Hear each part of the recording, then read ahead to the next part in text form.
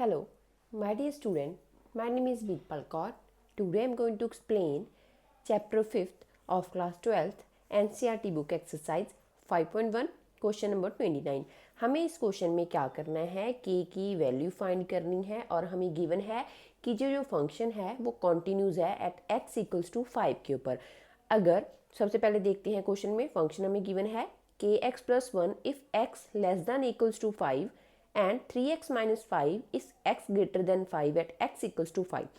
ये वाला function at x equals to 5 के ऊपर कॉन्टिन्यूज है और हमें k की वैल्यू फाइंड करनी है। अगर फंक्शन कॉन्टिन्यूज होता है तो हमारे पास एक कंडीशन आती होती है f of x equals to LHL left hand limit और राइट हैंड लिमिट। ये तीनों जो कंडीशंस हैं ये हमारी इक्वल होती हैं तो फंक्शन कॉन्टिन्यूज होता है। हमें तो ऑलरेडी गिवन है कि फंक्शन कॉन्टिन्यूज है, तो हम चेक कर लेते हैं, लिख लेते हैं एट x इक्वल्स टू 5 के लिए पहले एफ ऑफ एक्स लिखेंगे। एफ ऑफ एक्स अगर x की वैल्यू 5 की है तो फंक्शन कौन सा डिसाइड करेंगे, x की वैल्यू इक्वल्स टू 5 है तो ये वाला फंक्शन हमें चूज करना पड़ेगा। के एक्स प्लस 1 एक्स की वैल्यू पुट कर देते हैं 5 तो आ गया 5x प्लस 1। नेक्स्ट हम क्या करेंगे, जहाँ पे लेफ्ट हैंड लिमिट और राइट हैंड लिमिट चेक करेंगे। तो लेफ्ट हैंड लिमिट चेक करने के लिए हम जहाँ पे लिखेंगे LHL, तो जहाँ पे हमारा फंक्शन हो जाएगा limit x approaches to 5 negative function of x। अब जहाँ की एक चीज़ समझने वाली है कि अगर 5 जहाँ पे है उसको इस साइड से कोई वैल्यू अप्रोच कर रही है बट वो वैल्यू बहुत छोटी है, वो 5 तो हम 5 नेगेटिव तो ले नहीं सकते, तो हम जहाँ पे क्या करेंगे एक नंबर लेंगे h जो कि बहुत छोटा है 0.0 समथिंग, जिसको 5 से माइनस करने पे बिल्कुल 5 के पास की वैल्यू आती है और h अप्रोच कर जाएगा 0 को। सारी कंडीशन जहाँ पे करेंगे limit x approaches to 5 minus h, तो अगर 5 से छोटी वैल्यू है x की, 5 से छोटी वैल्यू x की, तो ये वाला फंक्शन, क्योंकि फंक्शन भी हमें डिसाइड करना होता है तो लिमिट चेंज हो जाएगी h अप्रोचेस टू 0, तो जहाँ पे पुट करेंगे के 5 माइनस एच प्लस 1। h 0 को अप्रोच कर रहा है तो जहाँ पे वैल्यू पुट कर देंगे के 5 माइनस 0 प्लस 1, तो ये आ गया 5k प्लस 1। LHL के लिए कर दिया। अब हम करेंगे राइट हैंड लिमिट, तो जहाँ पे आएगा limit x approaches to 5 positive means के 5 से बड़ी वैल्यू बिट 5 के बिल्कुल आसपास की वैल्यू, तो 5 में वो वैल्यू ऐड हो जाएगी मीन्स के 5 प्लस एच।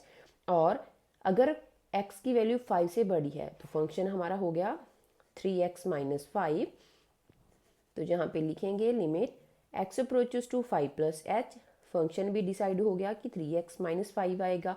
अब जहाँ पे लिमिट अप्रोच करेगी h अप्रोच करेगा 0 को, तो जहाँ पे पुट कर सकते हैं 5 प्लस h माइनस 5, तो जहाँ से h 0 को अप्रोच कर रहा है वैल्यू पुट कर देते हैं तो आ जाएगा 5 प्लस 0 माइनस 5, 5 3 ज़ा 15 माइनस 5, तो ये वैल्यू आ गई 10।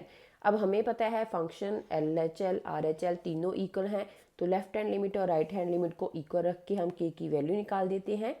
LHL इक्वल्स टू RHL, तो ये है हमारे पास 5k प्लस 1 और ये है 10, तो जहाँ से k की वैल्यू आ जाएगी 1 उस साइड जाके माइनस का हो जाएगा 9, तो k की वैल्यू आ गई 9/5 और यही हमें इस क्वेश्चन में फाइंड करना था k की वैल्यू। इसको दोबारा से देख लेते हैं। हमें जहाँ पे फंक्शन गिवन था और कंडीशन गिवन थी कि ये जो फंक्शन है x इक्वल्स टू 5 के ऊपर कॉन्टिन्यूज है तो k की वैल्यू फाइंड करें। अगर फंक्शन कॉन्टिन्यूज होता है तो function of x left hand limit right hand limit equal होते हैं। x इक्वल्स टू 5 के लिए हमने फंक्शन चूज कर लिया तो ये वाला फंक्शन होएगा।